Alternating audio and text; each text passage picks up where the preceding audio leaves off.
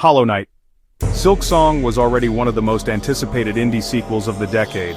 But in China, excitement has turned into frustration. Players are flooding the Steam page with negative reviews, not because of difficulty or bugs, but because of one thing you might not expect: the simplified Chinese translation. Today we're diving into what's happening, why reviews are tanking, and how Team Cherry is responding. Globally, Silksong is sitting at a respectable, mostly positive rating, but filter those reviews down to simplified Chinese, and it drops all the way to mostly negative. For a series as beloved as Hollow Knight, that's a dramatic split. And the reason? Fans say the translations are so jarring they ruin immersion entirely. Players describe the localization as a bizarre mashup of ancient literary Chinese mixed with modern slang. One reviewer compared it to reading a wuxia martial arts novel instead of playing a dark fantasy Metroidvania. Tiger Tang, who worked on the simplified Chinese translation for the indie RPG Omori, even posted on X, saying, "The translation reads like a wuxia novel instead of conveying the game's tone." In other words, the atmosphere, the emotion, and the subtle storytelling that made Hollow Knight resonate worldwide aren't coming through in Chinese.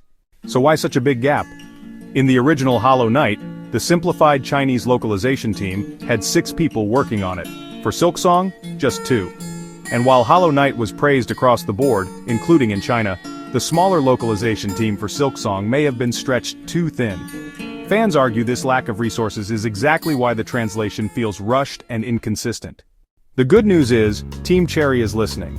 Matthew Griffin, who handles marketing and publishing for the game, acknowledged the problem on X. He wrote, "We are aware of quality issues with the current simplified Chinese translation, and are working to improve it over the coming weeks." That reassurance has calmed some players, but others remain skeptical. After all, when you've been waiting years for a game like Silksong, a sloppy translation feels like a betrayal of that hype. And here's why this backlash matters. China is one of the largest gaming markets in the world, and simplified Chinese is one of the most used languages on Steam.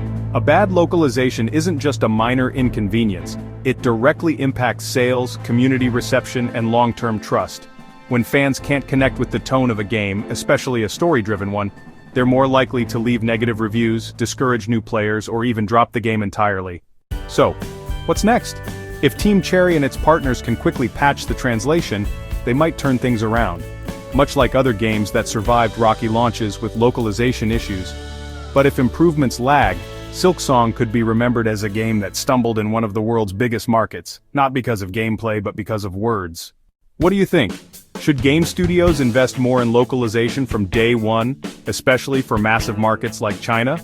Or is this just a bump in the road for Silksong that will be fixed soon? Drop your thoughts in the comments and don't forget to like, subscribe, and ring the bell for more gaming news breakdowns.